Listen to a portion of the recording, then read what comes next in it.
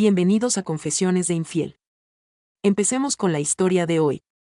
Solía pensar que si un matrimonio terminaba habría una razón clara, una pelea, una traición, alguna revelación dramática que pudiera señalar y decir, listo.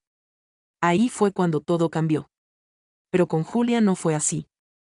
Simplemente se desvaneció. Llevábamos casi 8 años casados sin hijos, no porque no pudiéramos, sino porque decidimos no tenerlos. Nos gustaba nuestra libertad. Nuestras carreras eran estables. Al principio viajábamos a menudo, nos quedábamos despiertos hasta tarde viendo viejos thrillers o documentales y ofrecíamos ese tipo de cenas donde el vino nunca paraba y las conversaciones se prolongaban hasta bien entrada la noche. No éramos perfectos, pero trabajábamos. O al menos eso creía. El último año fue diferente. No por un cambio importante, sino por una serie de pequeños cambios. Desaparecieron las caricias. Las conversaciones se acortaron. Julia empezó a acostarse más temprano, dándose la vuelta antes de que yo pudiera siquiera despedirme. Al principio le eché la culpa al estrés laboral. Los dos lo teníamos. Largas jornadas, nueva dirección, demasiadas videollamadas. No insistí, pero el tiempo pasó y nada se recuperó. El cariño se secó como una fuga lenta. Pasaba por mi lado en el pasillo y ni siquiera me miraba a los ojos. Ningún apretón de hombros, ningún beso en el cuello, solo una ausencia silenciosa y educada. Una noche nos sentamos en el porche trasero. Tomó una copa de vino descalza como solía hacerlo cuando nos mudamos. ¿Está todo bien entre nosotros?, pregunté. Ni se inmutó ni siquiera pareció sorprendida, simplemente dio un sorbo y dijo, estamos evolucionando. ¿Evolucionando? Asintió. No todas las relaciones son iguales para siempre. Quizás esta sea solo una etapa diferente. Luego añadió casi como una ocurrencia tardía, creo que estamos mejor sin intimidad. Menos presión, más paz. Esa frase me impactó más de lo que esperaba. Mejor sin intimidad, como si fuera una mejora, no una pérdida. Asentí lentamente, pero algo en su forma de decir mejor me hizo sentir como una puerta que se cerraba silenciosamente para siempre. Todavía quería creer que solo estábamos en una fase, que las cosas volverían a la normalidad. Pero en el fondo ya sabía que no estábamos evolucionando. Nos estábamos deteriorando. Unas semanas después de aquella conversación en el porche, Julia empezó a comportarse con más entusiasmo.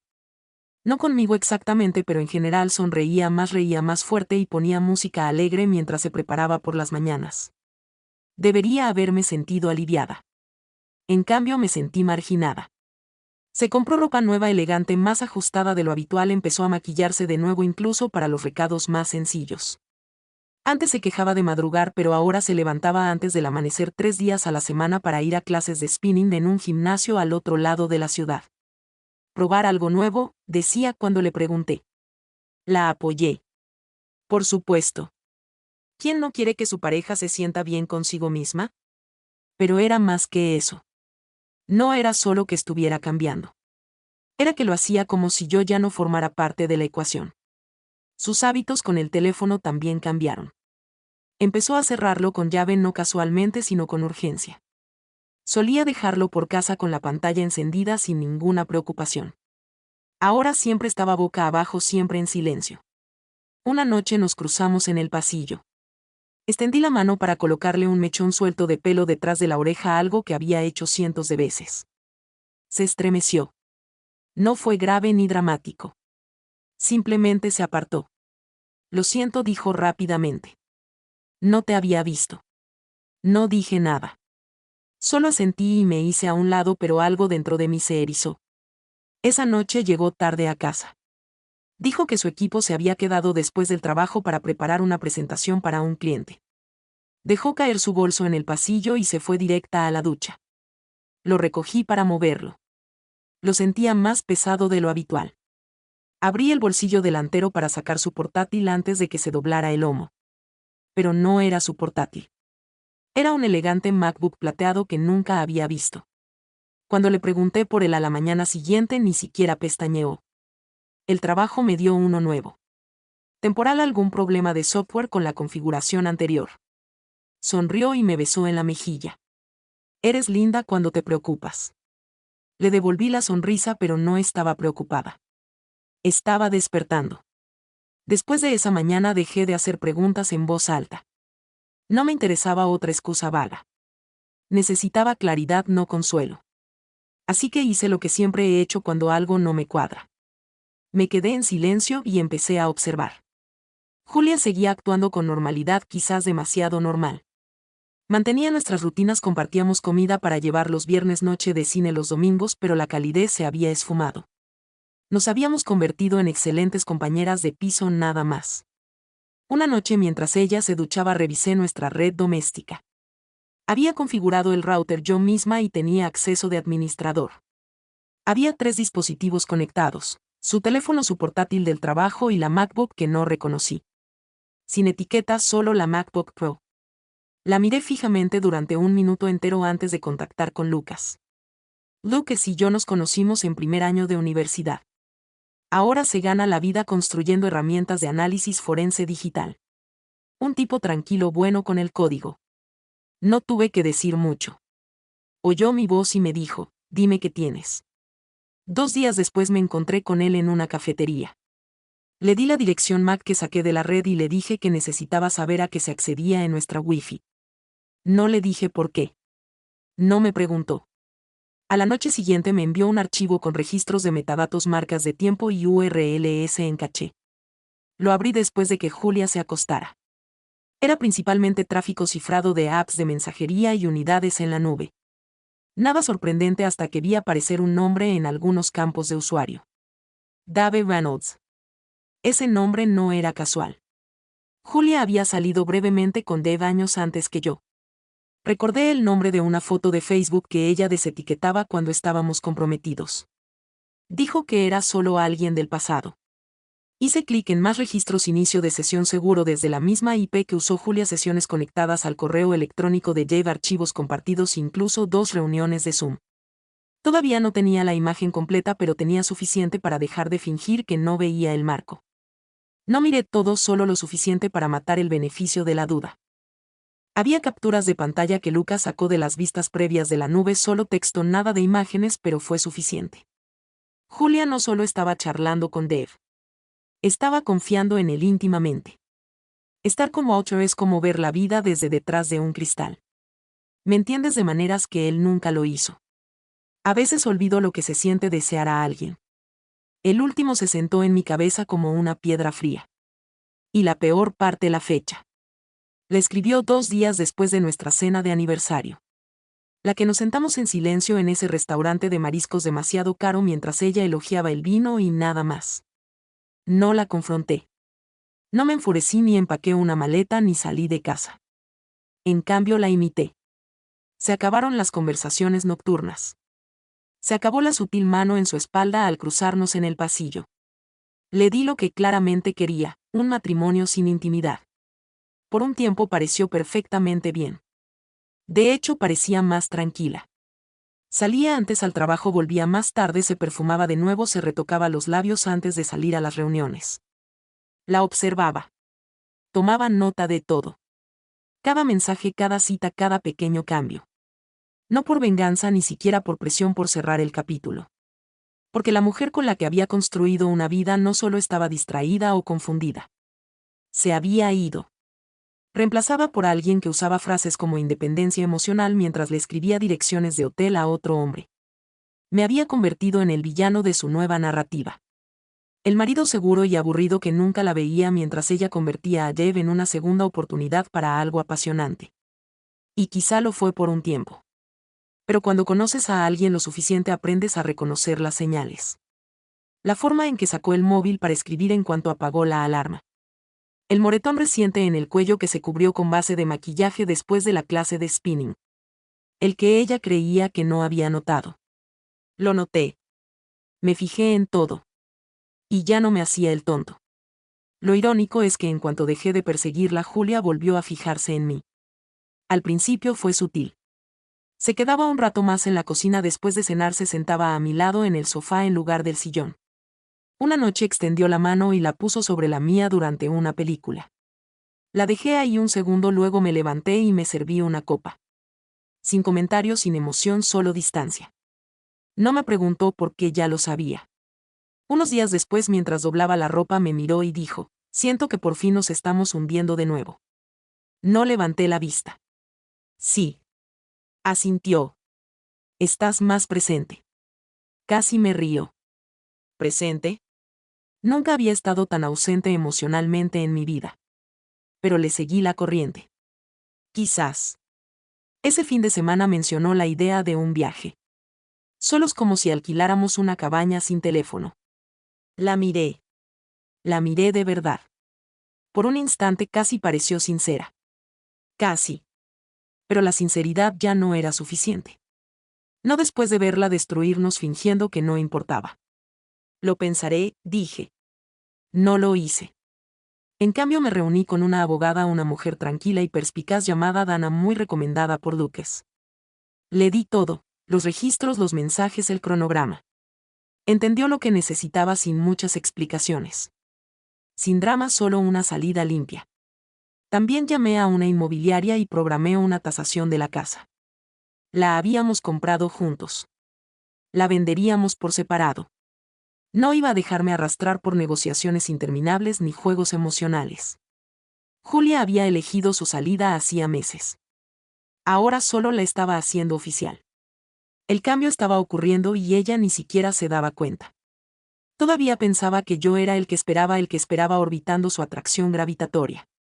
No sabía que ya había cortado el cordón. No sabía que había terminado de ser el hombre al que podía descartar discretamente, pero estaba a punto de descubrirlo. Era una mañana de domingo tranquila como la de la mayoría. Hice panqueques, preparé café. El sol apenas comenzaba a dar en la ventana de la cocina. Julia entró con una de mis sudaderas viejas, de esas que robaba para sentirse cerca. Huele bien, dijo apoyándose en la encimera. Asentí y le di un plato. Sonrió como si todo estuviera normal. Esperé a que diera el primer bocado antes de deslizar el sobre por la mesa. Lo miró y luego me miró. ¿Qué es esto? Todo lo que necesitas, dije con calma. Papeles de divorcio, separación de bienes. La información de mi abogado está dentro. Parpadeó como si no me hubiera oído bien. Espera, ¿qué?, dijo con voz suave, casi cómica. ¿Hablas en serio? No respondí de inmediato, solo vi cómo le temblaban las manos al abrir el sobre. Esto es un error, tartamudeó. Walter, vamos. Ni siquiera estás enfadado. No estoy enfadado, dije. Ya terminé. Se puso de pie paseándose. Ni siquiera me das la oportunidad de explicarme. No hay nada que puedas explicar que yo no sepa ya. Sus ojos brillaron. ¿Y qué? ¿Me has estado espiando? No, solo prestando atención. Algo que dejaste de hacer hace mucho. Dejó de pasearse. Se le borró el color del rostro. Por primera vez vi pánico. Pánico de verdad. Jeff no significa nada, dijo en voz baja. Entonces no debería ser tan difícil de borrar, respondí. Silencio. De esos que hacen que las paredes parezcan más pequeñas. Se recostó en la silla como si le fallaran las piernas. Creí que no lo sabía, susurró. Con eso contabas. Cometí un error. No dije que tomaste una serie de decisiones. Esta es solo la consecuencia. Su rostro se contrajo, no en sollozo sino en algo más lento, más pesado. Arrepentimiento. Me levanté y llevé mi taza al fregadero. No hay prisa. Fírmalos cuando estés lista. Me quedaré con Lucas un rato. No me siguió hasta la puerta, no gritó, simplemente se sentó allí sosteniendo los papeles como si le quemaran las manos. Y me aparté. Debería haberlo hecho. Hace meses. No con rabia, sino con resolución.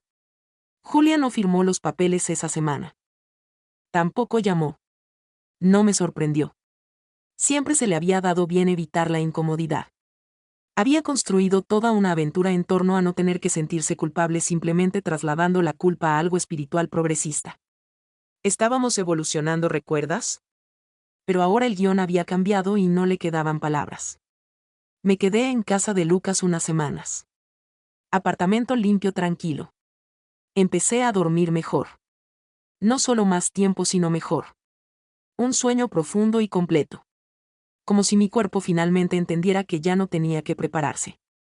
Julia me envió un mensaje alrededor de la segunda semana. ¿Podemos hablar? No respondí. Unos días después otro. No quiero perdernos. Por favor. Seguí sin responder. No porque quisiera castigarla. Simplemente finalmente entendí que no todas las disculpas merecen ser escuchadas. Entonces una noche justo cuando salía a correr llamaron a la puerta. Abrí y la encontré allí de pie sin maquillaje con el pelo recogido. Llevaba una sudadera con capucha y vaqueros como si intentara parecer más pequeña. Hola, dijo. Asentí. Julia, ni siquiera sé por dónde empezar. Entonces mejor no, dije con calma. Soltó una risa entrecortada. Siempre supiste decir lo único que me hacía callar. Nos quedamos allí bajo la luz del pasillo. Sus ojos parecían rojos y desolados. Se estaba desmoronando. Te echo de menos, dijo. Nos echo de menos. No estaba pensando con claridad. Pensé que necesitaba algo más, pero la dejé terminar. Pero me equivoqué, dijo. Me equivoqué muchísimo. Me quedé callada un momento. Entonces te creo. Pero eso no cambia nada. Parpadeó. ¿No me echas de menos? Me encogí de hombros. Echo de menos quién eras antes. Extraño quién era cuando confiaba en ti. Extendió la mano. No la tomé. No estoy enojada, Julia, dije. Simplemente soy libre ahora y no voy a cambiar eso por otra oportunidad de ser desechable. Su rostro se ensombreció. Retrocedí. Cuídate. Y entonces cerré la puerta. No de un portazo ni con llave, simplemente la cerré. Finalmente la cerré del todo. Pasó una semana. Me mudé a un lugar nuevo. 2 habitaciones, pisos de madera sin fantasmas. Compré una mesa de centro barata que tuve que construir yo misma y un sofá de segunda mano que crujía cuando te sentabas demasiado rápido. Era perfecto. Dormí mejor, comí más sano, volví a correr, toqué la guitarra por las noches, a veces durante horas. Reconocí amigos que no había visto en años e hice algunos nuevos. No había un plan maestro, solo espacio. Finalmente Julia no peleó, no volvió a disculparse.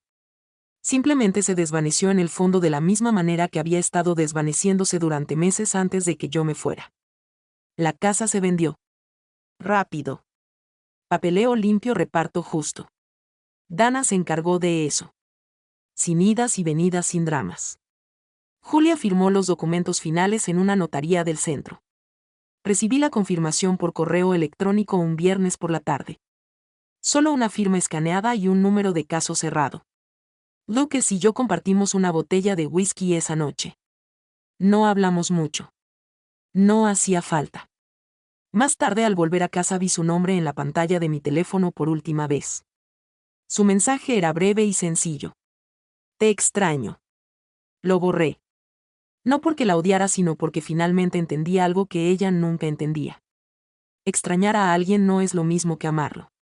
Y el amor verdadero no te pide que te encojas, te insensibilices ni esperes en silencio. Una vez me dijo que estábamos mejor sin intimidad, que era libertad. Pero ahora sé que lo que ella llamaba libertad era simplemente la ausencia de responsabilidad. Lo que encontré al irme fue algo completamente distinto. Paz. La que no grita, no ruega, no persigue, simplemente vive. Y eso es exactamente lo que estoy haciendo ahora. Gracias por ver.